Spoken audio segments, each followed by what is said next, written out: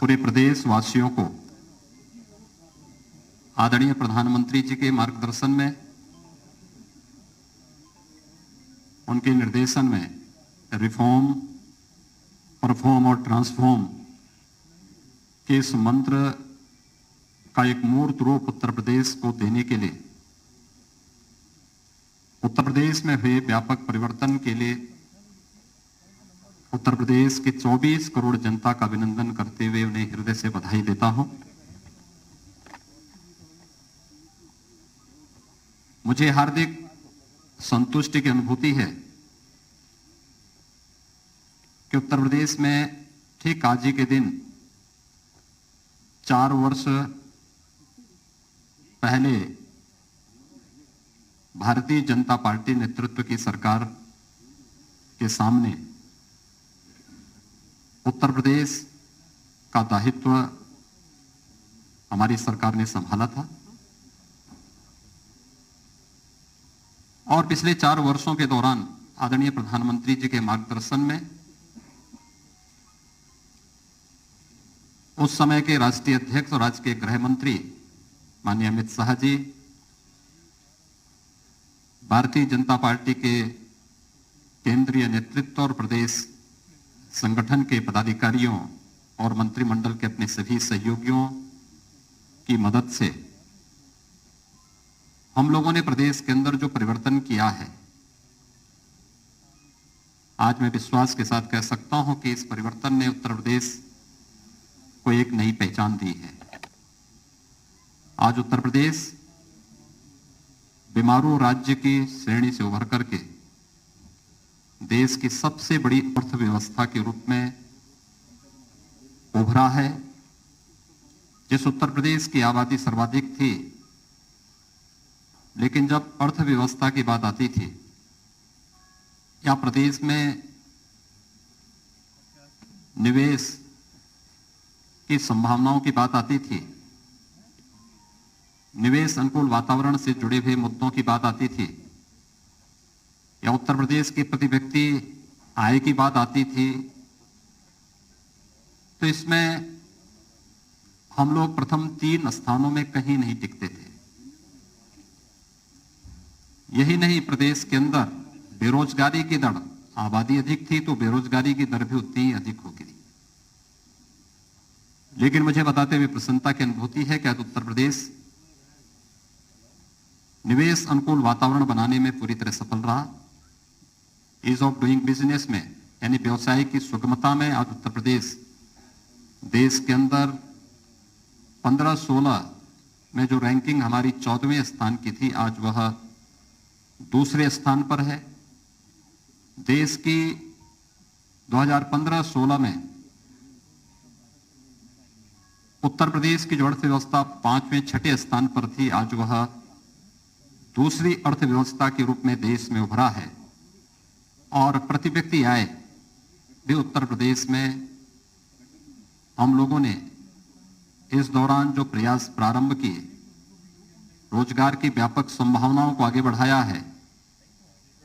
प्रदेश के अंदर हर एक सेक्टर में इंफ्रास्ट्रक्चर के लिए, लोक कल्याण के लिए, एमएसएमई या एग्रीकल्चर के फील्ड में जो कार्य हुए हैं, इसके बहुत सार्थक परिणाम सामने आए हैं और इसका परिणाम है कि आज प्रति व्यक्ति आय भी दुगने से अधिक उत्तर प्रदेश के अंदर मात्र 4 वर्ष के अंदर देखने को मिली है। ये जो यात्रा है 4 वर्षों की, ये उत्तर प्रदेश के ओवरऑल परसेप्शन को बदल करके उत्तर प्रदेश के बारे में देश और दुनिया के सामने एक सकारात्मक माहौल देखने को मिला है।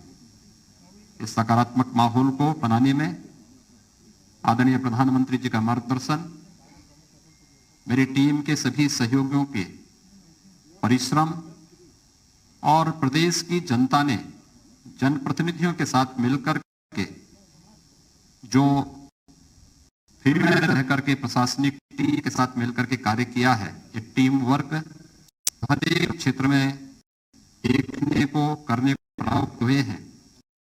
का परिणाम है कि उत्तर प्रदेश देश के अंदर नए भारत के, नए उत्तर प्रदेश के रूप में उभरा है। मित्रों, उत्तर प्रदेश है जिस उत्तर प्रदेश में आज से 4 वर्ष पहले तक केंद्र की किसी भी योजना में उसका कहीं कोई स्थान नहीं होता था। ये सभी योजनाएं आम नागरिक के जीवन में व्यापक परिवर्तन का कारक बननी है। उस समय भी बन सकती थी। याद करिए 2014 में जब प्रधानमंत्री मोदी जी ने देश के प्रधानमंत्री के रूप में शपथ ग्रहण किया था और उसके उपरांत एक एक करके जो योजनाएं देश के अंदर लागू हुई, उन योजनाओं को समयबद्ध ढंग से तत्कालीन सरकार ईमानदारी के साथ उत्तर प्रदेश के अंदर लागू करती, बहुत बड़ा परिवर्तन उस समय किया जा सकता था। सरकारों ने रुचि नहीं ली या उससे पहले उस प्रकार की सोच नहीं थी। केंद्र सरकार के साथ मिलकर के राज्य ने जो उपलब्धियां हासिल की, उसका परिणाम है कि आज हम लोग प्रधानमंत्री आवास योजना में देश के अंदर, चाहे वह ग्रामीण क्षेत्र हो या शहरी क्षेत्र की प्रधानमंत्री आवास योजना में उत्तर प्रदेश नंबर 1 स्थान पर है।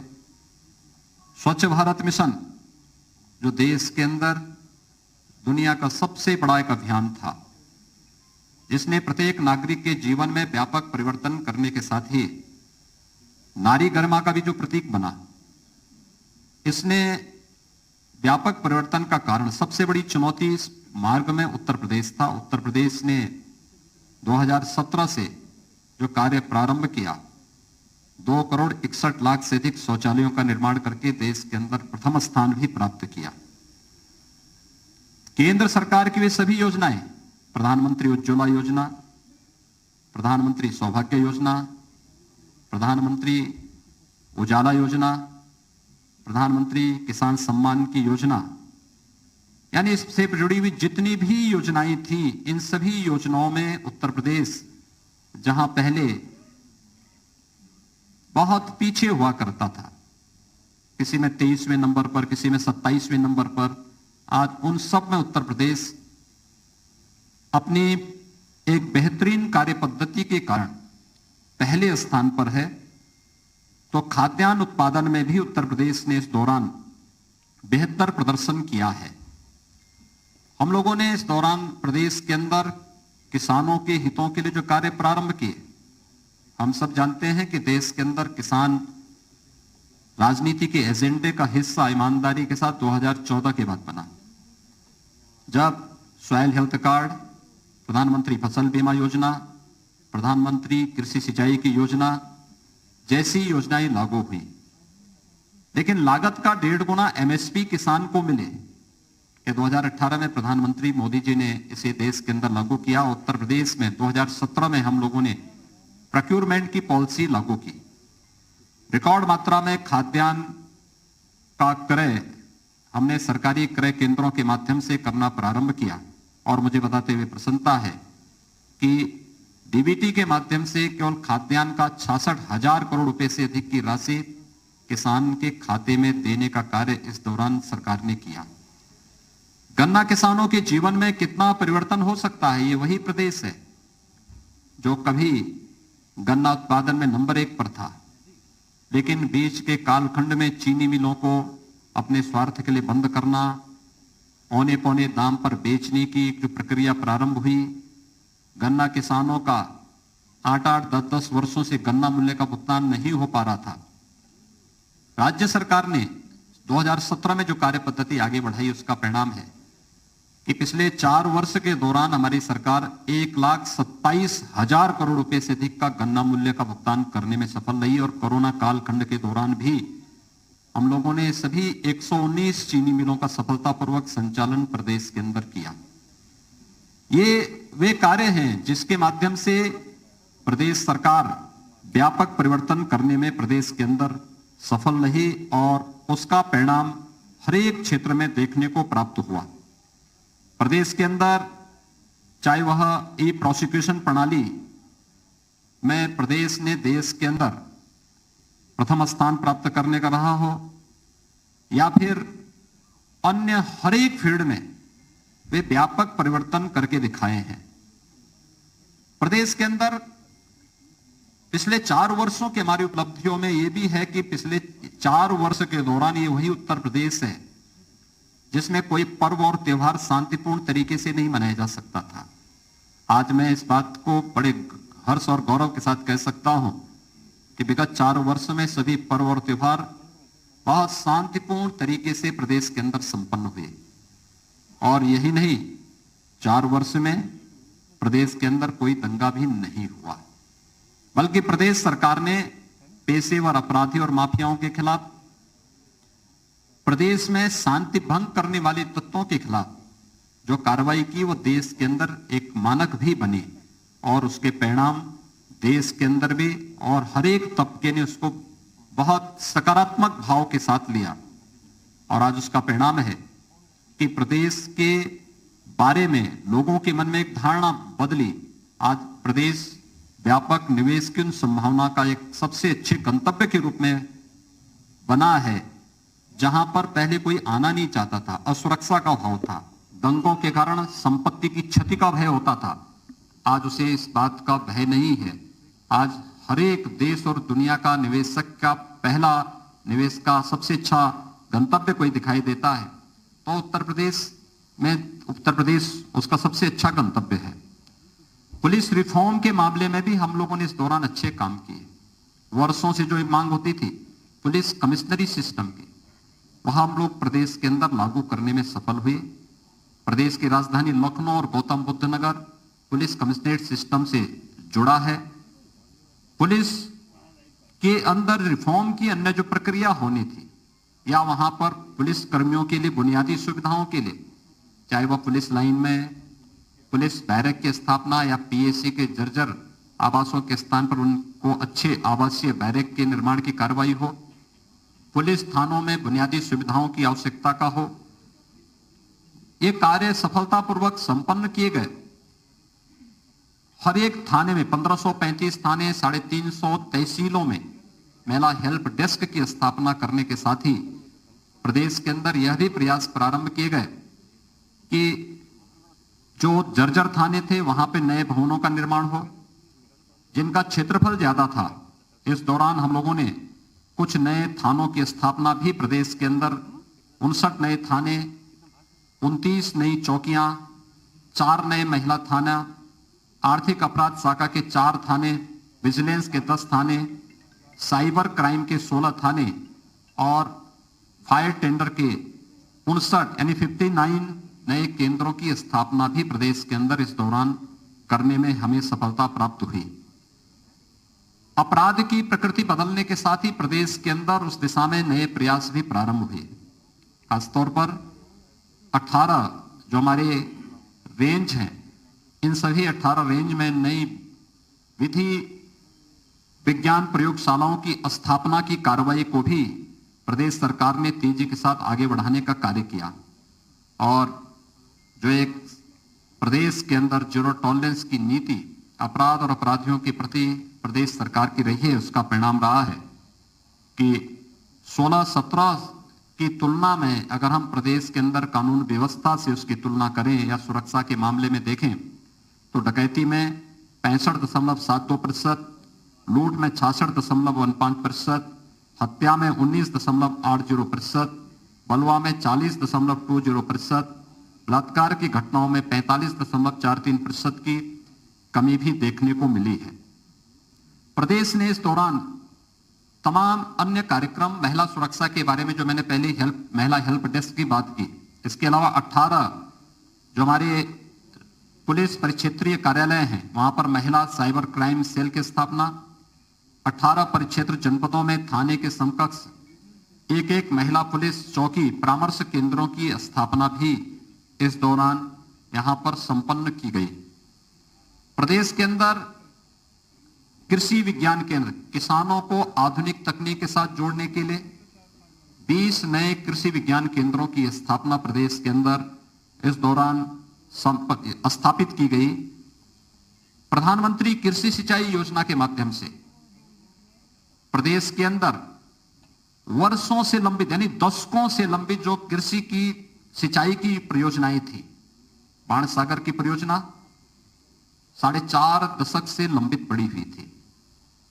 सरकार आने के बाद इस प्रकार की इन सभी परियोजनाओं को पूरा किया गया। 11 सिंचाई की परियोजनाएं अब तक प्रदेश के अंदर जो दशकों से वर्षों से लंबित पड़ी हुई थी, उन्हें पूरा करने में हमें सफलता प्राप्त हुई, जिसके कारण प्रदेश के अंदर 2.21 लाख हेक्टेयर अतिरिक्त सिंचाई की सुविधा उपलब्ध हुई और 2,33,000 से अधिक किसान इससे लाभान्वित हुए। इस वर्ष के अंत तक हम लोग लगभग 9 अन्य सिंचाई की परियोजनाओं को पूरा करने के लक्ष्य के साथ कार्य कर रहे हैं, जो प्रदेश के अंदर लगभग 16.5 लाख हेक्टेयर भूमि को अतिरिक्त सिंचन की सुविधा जिसके माध्यम से प्राप्त होने जा रही है और इसके माध्यम से 40,48,000 से अधिक किसान परिवार सीधे सीधे लाभान्वित होने जा रहे हैं।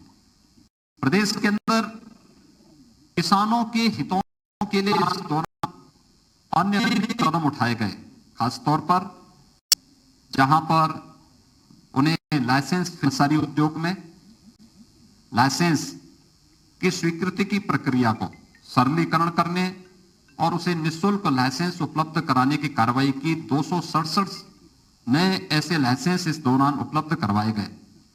220 नई जो मंडी स्थल निर्मित करने के कार्य हुए। 27 मंडियों के आधुनिकीकरण की कार्रवाई इस दौरान हुई।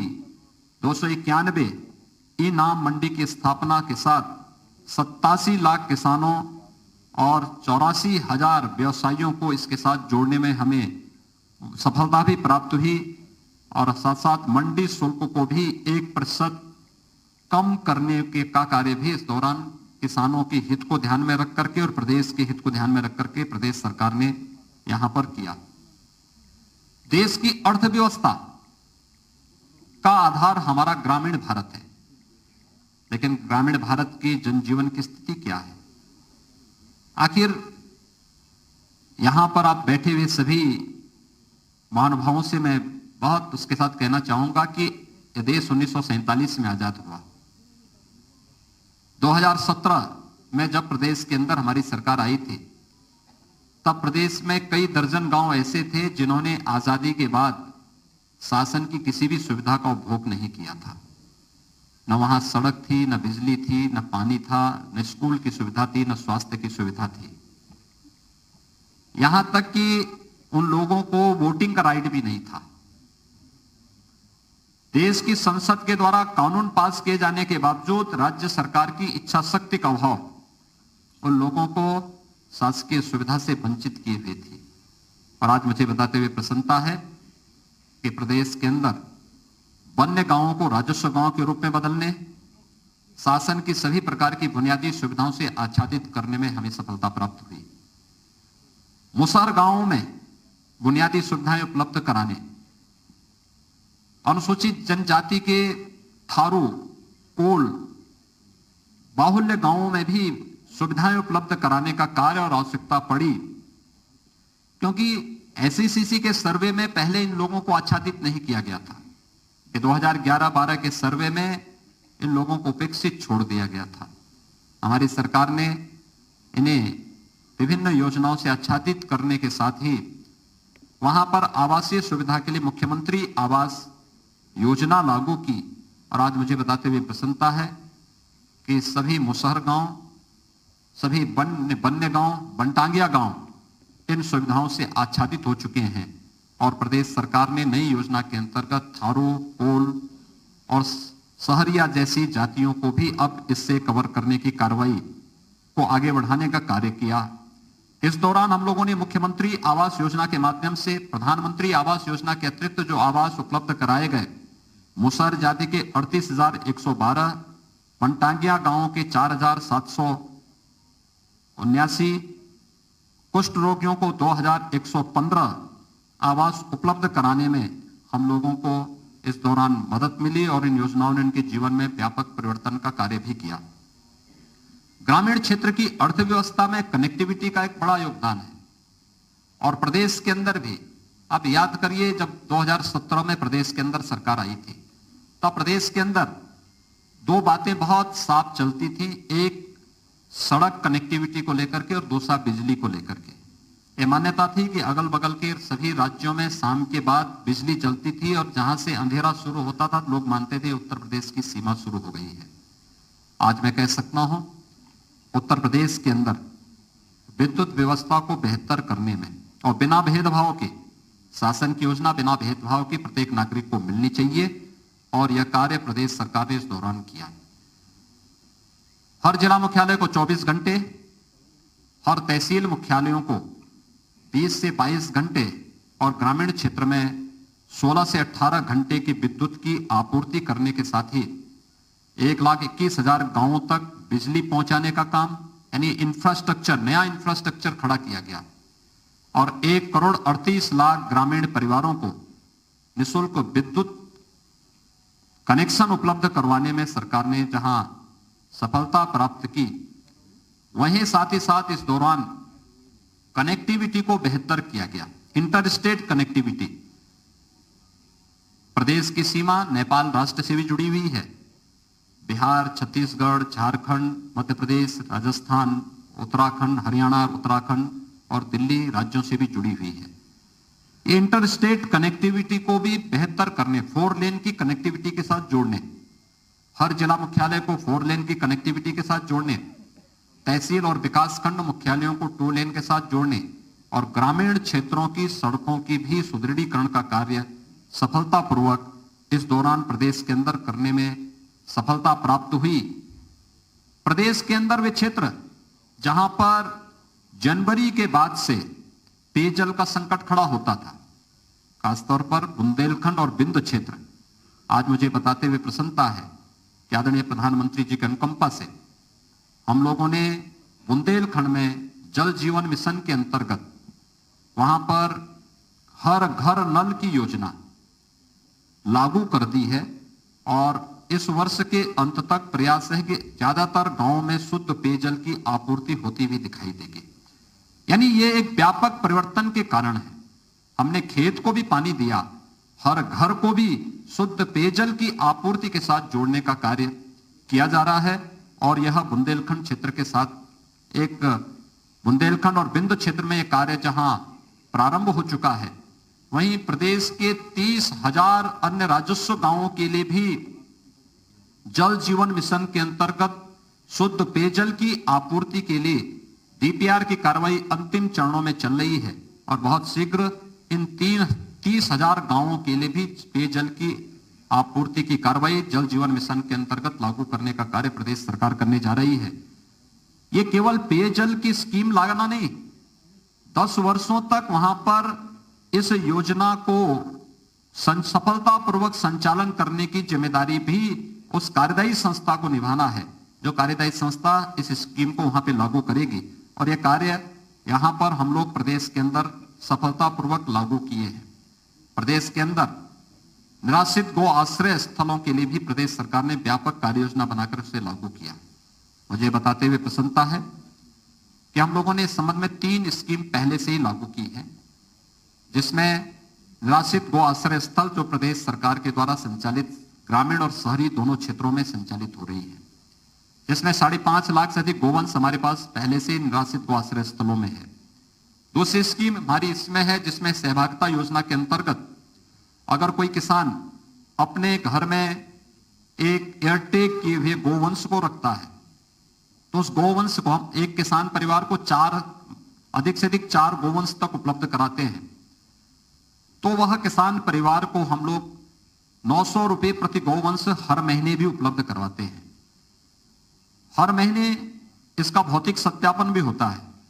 लगभग 80,000 गोवंश इस प्रकार से किसान परिवारों को उपलब्ध कराए गए हैं और मुझे बताते हुए प्रसन्नता है कि निराश्रित गौ आश्रय स्थलों से प्रदेश सरकार ने उन परिवारों को जो कुपोषित परिवार हैं, उन कुपोषित परिवारों को एक दूध देने वाली गाय भी उपलब्ध कराया है, जिसमें गाय के साथ साथ 900 रुपये प्रति माह उन कुपोषित परिवारों को देने की योजना भी प्रदेश के अंदर लागू की गई है और बहुत सारे कुपोषित परिवार इस योजना का लाभ ले रहे हैं, जिसमें गाय के साथ साथ 900 रुपये प्रति माह उस परिवार को उस सेवा के बदले मिल रहे हैं।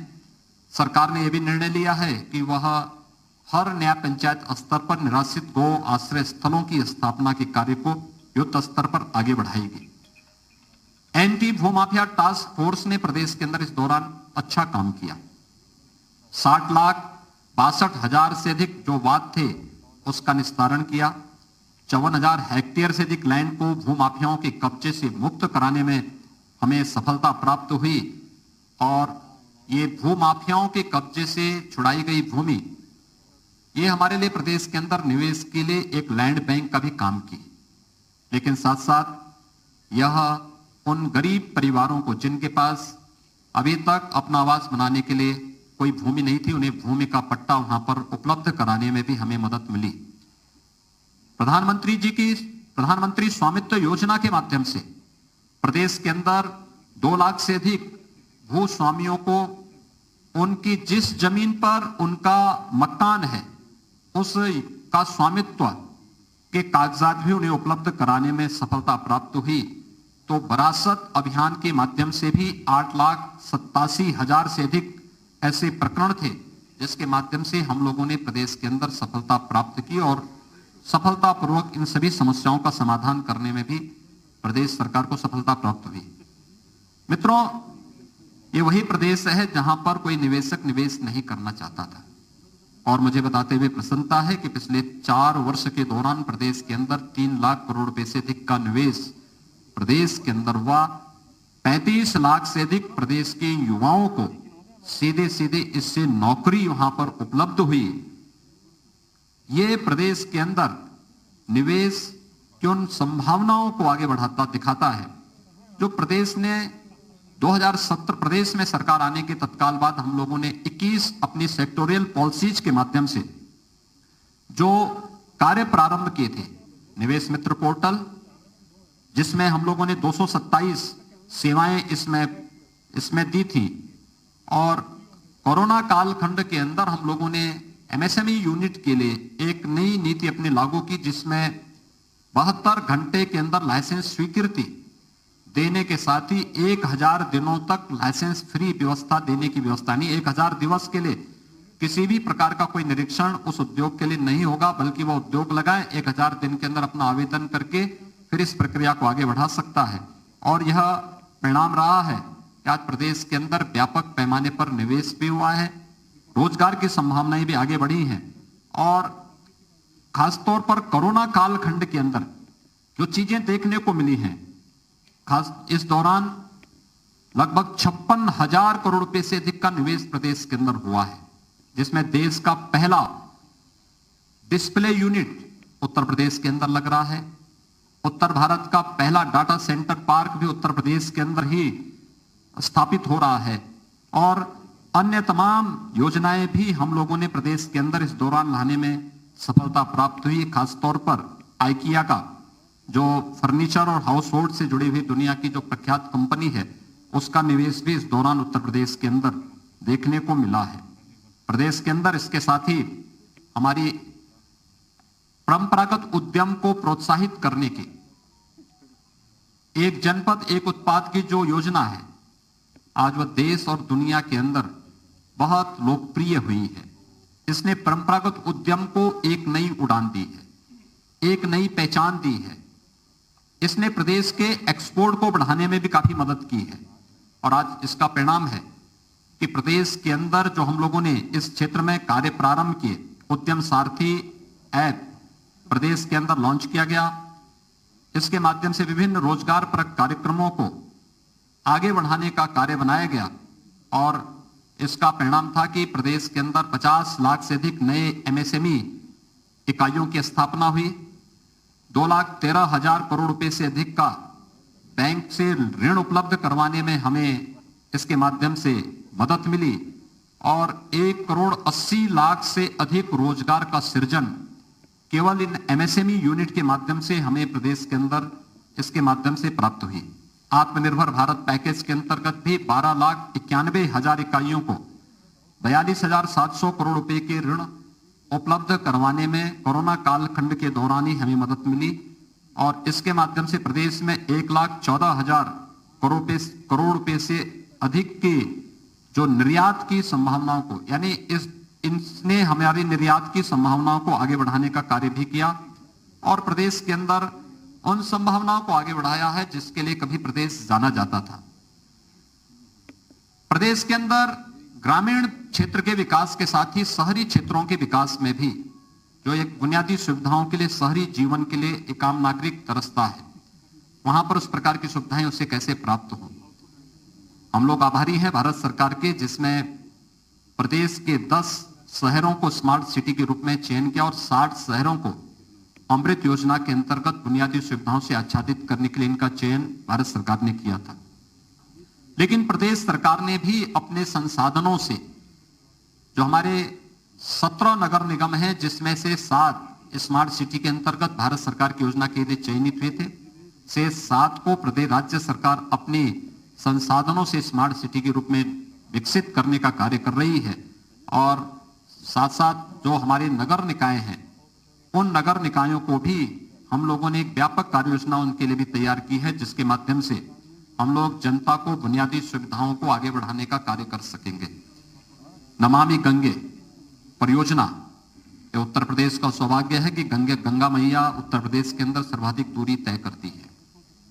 अपने 2500 किलोमीटर की गंगोत्री से लेकर गंगा सागर तक मां गंगा की जो अविरल और निर्मल यात्रा है, इसमें से 1000 किलोमीटर की दूरी केवल उत्तर प्रदेश के अंदर गंगा मैया तय करती है।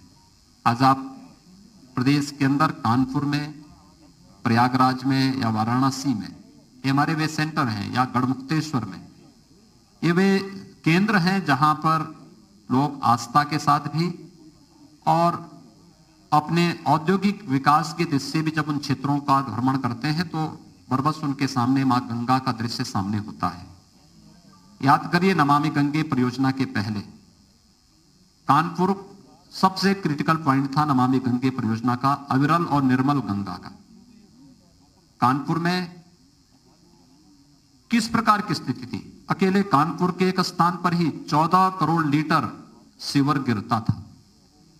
आज वहां पर एक बूंद भी सीवर नहीं गिरता है।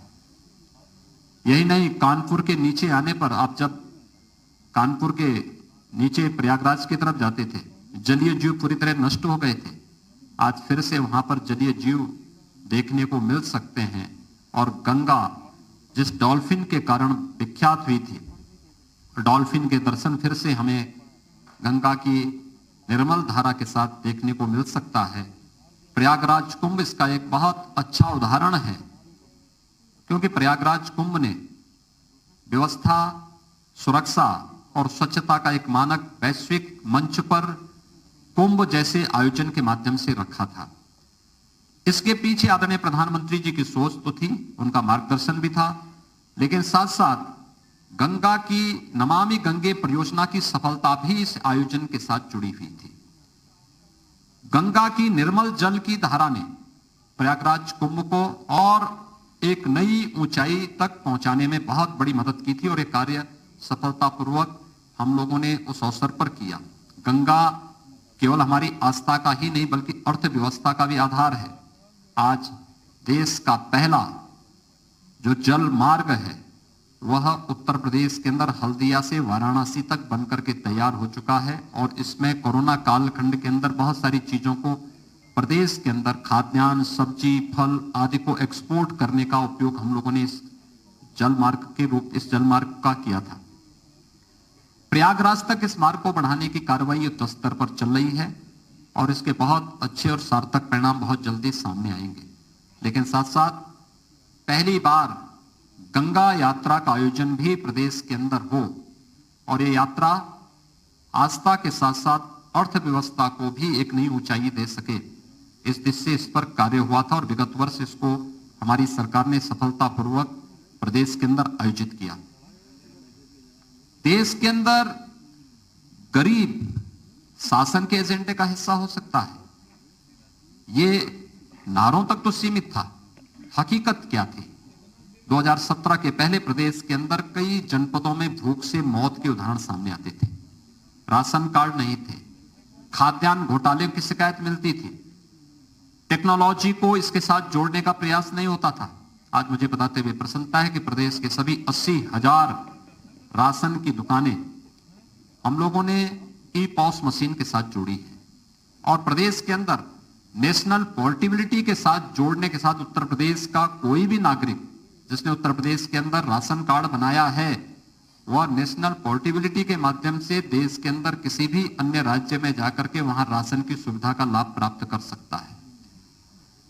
ई पॉस मशीन और नेशनल पोर्टेबिलिटी के माध्यम से प्रदेश ने इस तकनीक का उपयोग करके 1200 करोड़ रुपए के राजस्व की सालाना बचत भी की है।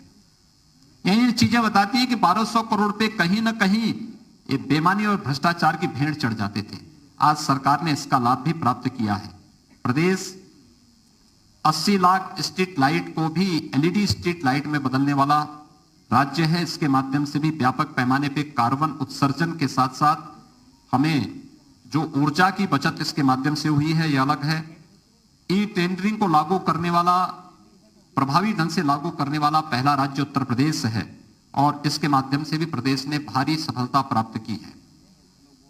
जहां हर एक क्षेत्र में प्रदेश ने नई नई सफलताएं अर्जित की इन 4 वर्षों में शिक्षा के क्षेत्र में भी आमूलचूल परिवर्तन हुआ है।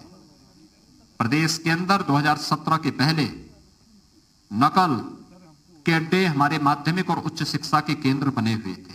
आज मुझे बताते हुए प्रसन्नता है कि प्रदेश के अंदर नकल विहीन परीक्षा का एक नया मानक खड़ा हुआ है। दूसरा, बेसिक शिक्षा परिषद, माध्यमिक शिक्षा परिषद, उच्च शिक्षा में शिक्षा के क्षेत्र में जो व्यापक परिवर्तन किए वह उन स्कूलों में और उन क्षेत्रों में हुए परिवर्तन के माध्यम से देखा जा सकता है। अकेले बेसिक शिक्षा परिषद के स्कूलों में 4 वर्ष के दौरान 54 लाख से अधिक बच्चे इसमें प्रवेश किए। प्रदेश सरकार ने ऑपरेशन कायाकल्प के माध्यम से 1.25 लाख से अधिक विद्यालयों में बुनियादी सुविधाएं से आच्छादित उन्हें किया। वहां पे फ्लोरिंग की व्यवस्था, फर्नीचर की व्यवस्था, बालक बालिकाओं के लिए अलग अलग टॉयलेट की व्यवस्था या अन्य बुनियादी सुविधाओं के साथ साथ अन्य सुविधाएं भी उपलब्ध कराने के साथ ही स्मार्ट क्लासेस भी वहां पर देने में सफलता प्राप्त की। माध्यमिक शिक्षा के क्षेत्र में भी व्यापक परिवर्तन हुए। एनसीईआरटी का पाठ्यक्रम वहां लागू करने में मदद मिली। उच्च शिक्षा के क्षेत्र में भी जहां पर व्यापक परिवर्तन करने के साथ ही 3 नए विश्वविद्यालय सहारनपुर, अलीगढ़ और आजमगढ़ में बनाने का मार्ग प्रशस्त हुआ, तो प्रदेश के अंदर निजी विश्वविद्यालयों की स्थापना का कार्य संपन्न हो सके, इसके लिए भी प्रदेश सरकार ने बहुत अच्छी सफलता प्राप्त की है और यह कार्य हमारा बहुत अच्छे ढंग से आगे बढ़ रहा है। प्रदेश के प्रतियोगी छात्रों के लिए हम एक मंच दे सकें। प्रदेश सरकार ने अभी हमने कोरोना कालखंड के अंदर देखा था, बहुत सारे बच्चे हमारे ऐसे थे जो राज्य के बाहर प्रतियोगी परीक्षाओं की तैयारी करने के लिए गए थे। लॉकडाउन के बाद जब उनके सामने संकट आया तो राज्य सरकार को फिर उन्हें सुरक्षित वापस लाने की आवश्यकता महसूस हुई, उनको उनके घरों तक पहुंचाने का काम किया। मुख्यमंत्री अभ्युदय योजना, मुझे बताते हुए प्रसन्नता है कि 18 लाख से अधिक बच्चे इस समय मुख्यमंत्री अभ्युदय योजना के साथ फिजिकली और वर्चुअली जुड़ चुके हैं, जिसमें उन्हें विभिन्न प्रकार की प्रतियोगी परीक्षाओं के साथ साथ उन्हें जुड़ने का, उसकी तैयारी करने के लिए एक अच्छा मंच उन्हें उपलब्ध हुआ है और वह उसके माध्यम से आगे अपने उज्जवल भविष्य के साथ जुड़ सकते हैं और एक कार्य आगे बढ़ा है। इस दौरान प्रदेश सरकार ने पिछले 4 वर्ष के अंदर श्रद्धेय अटल बिहारी वाजपेयी जी के नाम पर चिकित्सा विश्वविद्यालय की स्थापना लखनऊ में, मेरठ में स्पोर्ट्स विश्वविद्यालय, प्रयागराज में विधि विश्वविद्यालय और गोरखपुर में आयुष विश्वविद्यालय की स्थापना की कार्रवाई को भी आगे बढ़ाया है। प्रदेश के अंदर एक फॉरेंसिक इंस्टीट्यूट की स्थापना का कार्य लखनऊ में हम लोगों ने आगे बढ़ाया है। 51 नए राजकीय महाविद्यालयों, 24 राजकीय पॉलिटेक्निक, 4 राजकीय इंजीनियरिंग कॉलेजेस और लगभग 260 ITI की स्थापना के कार्य को भी प्रदेश सरकार ने प्राथमिकता के आधार पर इस दौरान आगे बढ़ाने का कार्य किया। तो श्रमिकों के बच्चों के लिए, जो रजिस्टर्ड श्रमिक हैं, उनके लिए 18 अटल आवासीय विद्यालय हर एक कमिश्नरी मुख्यालयों में स्थापित हो सके, जहां पर, क्योंकि रजिस्टर्ड श्रमिक अलग अलग समय में अलग अलग जगह काम करते हैं और उससे सबसे ज्यादा सफर उनके बच्चे करते थे। राज्य सरकार ने उनके व्यवस्थित अच्छी शिक्षा के लिए 18 कमिश्नरी मुख्यालयों में 18 अटल आवासीय विद्यालयों के माध्यम से उनकी शिक्षा दीक्षा की पूरी व्यवस्था और उत्तम शिक्षा की व्यवस्था उनके लिए करने के लिए व्यवस्था लागू की है। मित्रों, स्वास्थ्य क्षेत्र में जो कार्य हुए हैं, कोरोना प्रबंधन का कार्य आप सबके सामने है। जो उत्तर प्रदेश हेल्थ इंफ्रास्ट्रक्चर में सबसे कमजोर माना जाता था, देश के अंदर सबसे बड़ी आबादी के बावजूद कोरोना के 1 वर्ष के इस कालखंड के दौरान आप सबने इस बात को महसूस किया होगा कि उत्तर प्रदेश का प्रबंधन बेहतरीन रहा है। इसकी प्रशंसा वैश्विक संगठन, विश्व स्वास्थ्य संगठन ने भी इसकी प्रशंसा की। कोरोना प्रबंधन में हम लोग सफल रहे क्योंकि आदरणीय प्रधानमंत्री जी का मार्गदर्शन इस दिशा में प्राप्त होता था।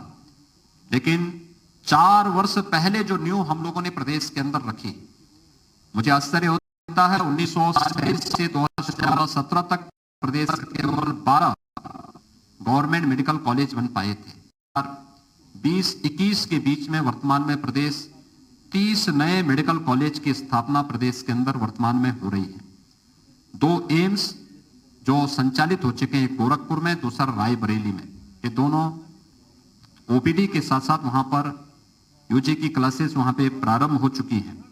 ये प्रदेश के अंदर ये वे कार्य हैं जिसमें कोरोना प्रबंधन के साथ साथ हम लोगों ने इंसेफ्लाइटिस की रोकथाम करने के लिए भी जो कार्य किया। आज मुझे बताते हुए प्रसन्नता है कि 38 जनपद प्रदेश के ऐसे थे जहां पर इंसेफ्लाइटिस से व्यापक पैमाने पे मौत होती थी। 1200-1500 मौतें केवल 1-2 मेडिकल कॉलेज और चिकित्सालयों में ही हो जाती थी, और जो लोग घर से वहां नहीं पहुंच पाते थे उनकी संख्या अलग थी। आज मुझे बताते हुए प्रसन्नता है कि प्रदेश सरकार ने अंतर विभागीय समिति में बीमारी पे 75% और मौत के आंकड़ों में 95% नियंत्रण प्राप्त करने में सफलता प्राप्त की। स्वास्थ्य के प्रति व्यापक जागरूकता के लिए हर रविवार को प्रदेश के अंदर हर प्राथमिक स्वास्थ्य केंद्र में मुख्यमंत्री आरोग्य मेलों का आयोजन हो रहा है, जिसमें लाखों की संख्या में प्रदेशवासी उससे लाभ ले रहे हैं। न केवल स्वास्थ्य की सुविधा का, बल्कि केंद्र और प्रदेश सरकार की स्वास्थ्य संबंधी विभिन्न प्रकार की योजनाओं, पोषण से जुड़ी हुई योजनाओं का लाभ भी इसके माध्यम से लेने में सफलता प्राप्त हो रही है। आयुष्मान भारत योजना, मुख्यमंत्री जन आरोग्य योजना के दायरे को बढ़ाने का भी निर्णय प्रदेश सरकार ने किया है। हर किसान परिवार को, हर संगठित और असंगठित क्षेत्र के मजदूरों को भी इस योजना से आच्छादित करने की कार्रवाई प्रदेश के अंदर बेहतरीन तरीके से आगे बढ़ाने का कार्य हुआ है। मित्रों, प्रदेश के अंदर इंफ्रास्ट्रक्चर, उत्तर प्रदेश 1947 से 2016 तक केवल 2 एक्सप्रेसवे बना पाया था, और 4 वर्ष के दौरान प्रदेश सरकार 5 नए एक्सप्रेसवे के साथ आज कनेक्टिविटी के लिए बेहतरीन मंच उपलब्ध करा रहा है। 2017 तक प्रदेश के अंदर एयर कनेक्टिविटी 2 हमारे एयरपोर्ट कनेक्टेड थे, एक लखनऊ का, दूसरा वाराणसी का। आज मुझे बताते हुए प्रसन्नता है, प्रयागराज, गोरखपुर, कानपुर, आगरा, बरेली, हिंडन, ये सभी एयरपोर्ट वायु सेवा के साथ जुड़ चुके हैं। इसके साथ ही 3 नए इंटरनेशनल एयरपोर्ट की स्थापना का कार्य प्रदेश के अंदर चल रहा है। कुशीनगर में इंटरनेशनल एयरपोर्ट का कार्य अंतिम यानी पूरा, लगभग पूरा हो चुका है। बहुत शीघ्र वहां पर अंतर्राष्ट्रीय विमान सेवाएं प्रारंभ होंगी। जेवर, गौतम बुद्ध नगर में एशिया का सबसे बड़ा एयरपोर्ट राज्य सरकार बनाने जा रही है, और अयोध्या में भी एयरपोर्ट के निर्माण की कार्रवाई युद्ध स्तर पर चल रही है। लेकिन इसके साथ ही 17 नए एयरपोर्ट के निर्माण की कार्रवाई प्रदेश सरकार अलग अलग स्थानों पर कर रही है, जिसमें प्रदेश के अंदर सहारनपुर है, मेरठ, अलीगढ़, मुरादाबाद, आजमगढ़, श्रावस्ती, चित्रकूट, सोनभद्र, यानी ये सभी क्षेत्र हैं जहां के बारे में कोई सोचता नहीं था। वहां भी हम इन सभी, आपके ललितपुर, ये सभी क्षेत्रों में बेहतरीन वायु सेवा की सुविधा उपलब्ध कराने का कार्य किया जा रहा है। 2017 के पहले तक प्रदेश में एक भी शहर हमारा मेट्रो से नहीं जुड़ा था। आज मुझे बताते हुए प्रसन्नता है कि प्रदेश के अंदर राजधानी लखनऊ, गाजियाबाद, नोएडा, ग्रेटर नोएडा ये मेट्रो की सुविधा से आच्छादित है। कानपुर और आगरा में मेट्रो का कार्य युद्ध स्तर पर चल रहा है और इस वर्ष के अंत तक वहां पे प्रथम चरण का कार्य, फेज फर्स्ट का कार्य संपन्न हो जाएगा। ये कार्य प्रदेश के अंदर तेजी के साथ चल रहे हैं। पूर्वांचल एक्सप्रेसवे और बुंदेलखंड एक्सप्रेसवे इसी वर्ष हम लोग जनता को समर्पित करेंगे। यहाँ पे सामान्य वायु, वहां पर सेवाएं हम लोग, सुविधाएं उपलब्ध करवाएंगे। गंगा एक्सप्रेसवे का कार्य, भूमि अधिग्रहण की कार्रवाई अंतिम चरणों में चल रही है और बहुत तेजी के साथ इस पे कार्य चल रहा है। प्रदेश के अंदर बेहतरीन कनेक्टिविटी के लिए भी जो कार्य अलग अलग सेक्टर में हुए हैं, ये आप सबके सामने है और इन सभी सुविधाओं का लाभ प्रदेश के अंदर लिया जा रहा है। महिला कल्याण के लिए प्रदेश सरकार ने विशेष अभियान प्रारंभ किया, खासतौर पर मिशन शक्ति का हमारा अभियान, जिसमें हम लोगों ने हर थाना में महिला हेल्प डेस्क की स्थापना की। हर एक तहसील में भी महिला हेल्प डेस्क की स्थापना इस दौरान की गई। बालिका के जन्म लेने से लेकर के और उसके बालिक होने तक शासन की अलग अलग योजनाओं से इसे आच्छादित करने की कार्रवाई संपन्न की गई। मुख्यमंत्री कन्या सुमंगला की योजना, जिसमें 6 अलग अलग चरणों में 15,000 रुपए का एक पैकेज एक बालिका को उपलब्ध कराने की व्यवस्था हो। मुख्यमंत्री सामूहिक विवाह की योजना, अब तक 1,52,000 से अधिक बालिकाओं का, जिसमें राज्य सरकार के द्वारा 51,000 रुपए की सहायता उन परिवारों को उपलब्ध कराई जाती है। यह सुविधा उपलब्ध कराई गई। 6,94,000 बालिकाओं को अब तक कन्या सुमंगला योजना के माध्यम से लाभान्वित किया गया। तो ग्रामीण क्षेत्र की अर्थव्यवस्था में भी महिलाओं का योगदान जो सर्वविदित है, उस पर भी सरकार ने कार्य करना प्रारंभ किया। हर ग्राम पंचायत में एक बैंकिंग कॉरेस्पॉन्डेंट सखी की तैनाती करने की कार्रवाई, या फिर ग्रामीण क्षेत्र में राशन कोटे की दुकान जहां पर विवादित हो जाती है, वहां पर महिला स्वयंसेवी समूह को इसकी जिम्मेदारी उनको दे देना, या पोषण मिशन जो हमेशा विवादित रहा, इस पूरे मिशन को राज्य उत्तर प्रदेश पहला राज्य है जिसने यह निर्णय लिया कि प्रदेश के अंदर पोषण मिशन का कार्य महिला स्वयंसेवी समूह कर संभालेंगे और इस कार्य को भी प्रदेश के अंदर लागू करने की कार्रवाई प्रदेश के अंदर लागू किया गया। हम लोगों ने 2019 में झांसी में बलिनी मिल्क प्रोड्यूसर की स्थापना की थी। भारत सरकार के सहयोग से संचालित यह संस्था आज वहां पर महिला सशक्तिकरण का एक प्रतीक बना है। एक वर्ष में 46 करोड़ का टर्नओवर और 2 करोड़ का नेट प्रॉफिट कमाने वाली यह संस्था, इसी तर्ज पर प्रदेश के अंदर मुख्यमंत्री महिला सामर्थ्य योजना लागू करने की कार्रवाई प्रदेश के अंदर प्रारंभ हुई है और मुझे बताते हुए प्रसन्नता है ये कार्य तेजी के साथ आगे बढ़ते हुए दिखाई दे रहे हैं। प्रदेश के अंदर पेंशन सुविधा का लाभ भी प्रदेश के अंदर हर एक तबके को देने का कार्य हुआ और कितना इस फील्ड में हम लोगों ने परिवर्तन करके दिखाया है, यह एक मानक बन सकता है। खासतौर पर वृद्धावस्था पेंशन हो या निराश्रित महिला पेंशन या दिव्यांगजन पेंशन, इसमें व्यापक परिवर्तन देखने को मिले हैं। खासतौर पर अगर निराश्रित महिला पेंशन 2016-17 में कुल 17,31,000 इसके लाभार्थी थे। आज मुझे बताते हुए प्रसन्नता है कि प्रदेश के अंदर इस समय 27,95,000 इसके लाभार्थी वर्तमान में केवल निराश्रित महिला पेंशन के माध्यम से लाभान्वित हो रहे हैं। वृद्धावस्था पेंशन 2016-17 में कुल 37 लाख लोगों को ये सुविधा मिलती थी। आज 20-21 में ये 52 लाख वृद्धजनों को ये पेंशन की सुविधा का लाभ हम उपलब्ध करा रहे हैं। दिव्यांगजन पेंशन 2016-17 में केवल 8,75,000 दिव्यांगजनों को ये सुविधा मिलती थी।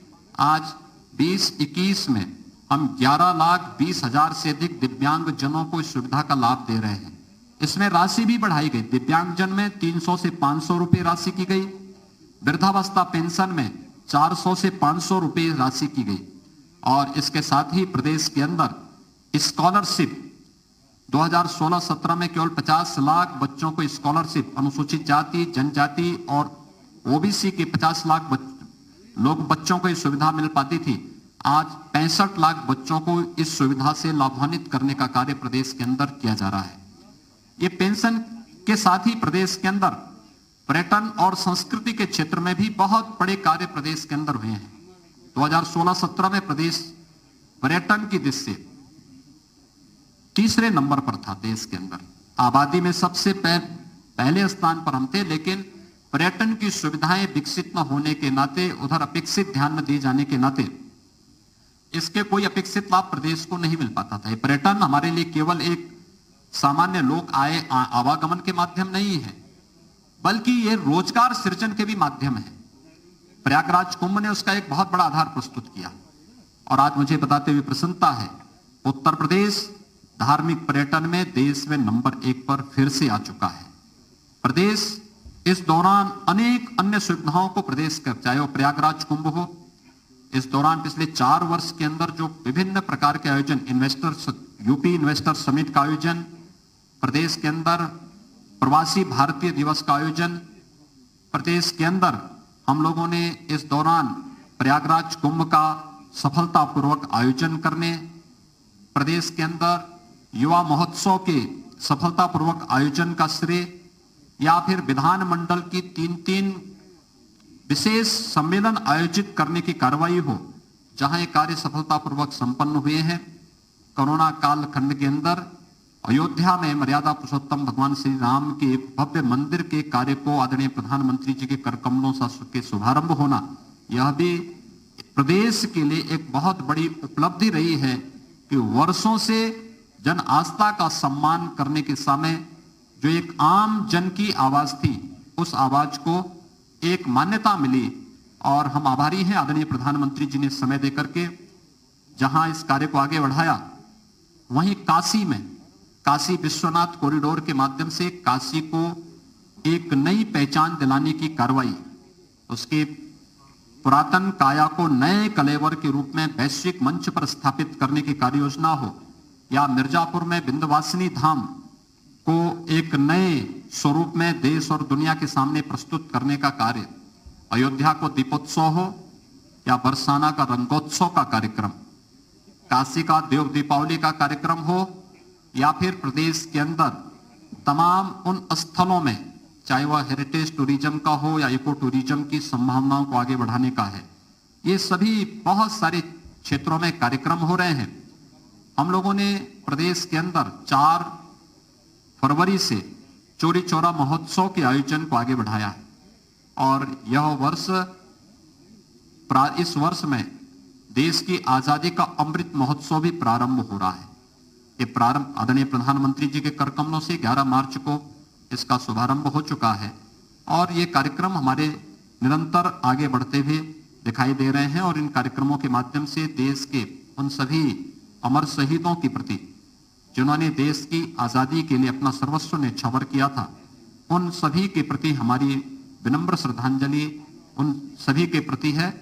तो देश की आजादी के बाद देश की सीमाओं पर भारत की रक्षा करते हुए अपने आप को बलिदान करने वाले भारत के बहादुर जवानों के प्रति भी देश का नमन है। और इसमें उत्तर प्रदेश सरकार पूरी प्रतिबद्धता के साथ कार्य कर रही है।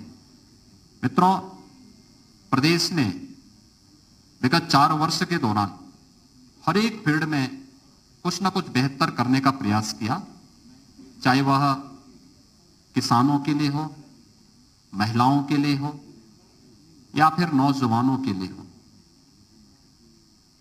प्रदेश के अंदर निजी क्षेत्र के साथ साथ सरकारी क्षेत्र में 4 लाख से अधिक नौकरी और पारदर्शी तरीके से इन नौकरियों को प्रदेश के नौजवानों को उपलब्ध कराने में प्रदेश सरकार ने सफलता प्राप्त की। रोजगार और स्वरोजगार की व्यापक संभावनाओं को भी आगे बढ़ाने का कार्य प्रदेश सरकार ने इस दौरान पूरी सफलता के साथ प्रदेश के अंदर लागू किया है। प्रदेश के अंदर हर एक सेक्टर ने व्यापक परिवर्तन किया है। और आज मैं कह सकता हूं कि जब 4 वर्ष का कार्यकाल आज हमारी सरकार का पूरा हुआ है, तो 4 वर्ष के कार्यकाल प्रदेश को अब बीमारू राज्य की श्रेणी से उभार करके एक सक्षम और समर्थ राज्य के रूप में आगे बढ़ाने और देश की एक बड़ी अर्थव्यवस्था के रूप में स्थापित करने के 4 वर्षों का यह कालखंड रहा है। मुझे प्रसन्नता है कि 4 वर्ष के दौरान प्रदेश सरकार की सभी प्रकार की योजनाओं को आम जन तक पहुंचाने में आप सभी मित्रों ने जो सकारात्मक सहयोग किया है, वह न केवल 4 वर्ष के दौरान हर एक योजना को, इसमें सरकार की अपनी भूमिका होती है, प्रशासन की अपनी सीमाएं होती हैं, संगठन के कार्यकर्ता उन्हें उन लोगों तक पहुंचाने का प्रयास करते हैं, लेकिन वही बातें जब मीडिया के माध्यम से आम जन तक पहुंचती हैं तो हर पक्ष उसका अवलोकन करता हुआ दिखाई देता है।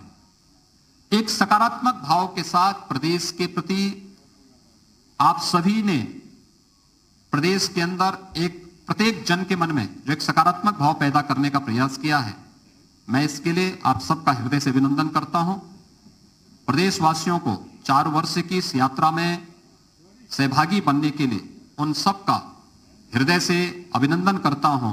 आदरणीय प्रधानमंत्री जी, आदरणीय राष्ट्रीय अध्यक्ष जी का, आदरणीय गृह मंत्री जी का, केंद्रीय मंत्रिमंडल के सभी सदस्यों का हृदय से आभार व्यक्त करते हुए अपने सभी सहयोगी मंत्रियों, जनप्रतिनिधियों, संगठन के पदाधिकारियों का भी मैं इस अवसर पर हृदय से उनका अभिनंदन करता हूं और 4 वर्ष की मंगलमय शुभकामनाएं सबके प्रति देते हुए विश्वास करता हूं कि हम सब मिलकर के प्रदेश को उन ऊंचाइयों तक पहुंचाएंगे जहां उत्तर प्रदेश की अर्थव्यवस्था देश की सबसे बड़ी अर्थव्यवस्था के रूप में स्थापित होगी, क्योंकि उन संभावनाओं के रास्ते प्रदेश सरकार ने तैयार किए हैं और मुझे लगता है कि अब उसमें थोड़ी और प्रयास करके हम लोग उस लक्ष्य को प्राप्त करने में सफल होंगे। मैं एक बार फिर से आप सबके सकारात्मक सहयोग के लिए आप सभी को हृदय से साधुवाद देता हूं, हृदय से बधाई देता हूं, अभिनंदन करता हूं। धन्यवाद। जय हिंद।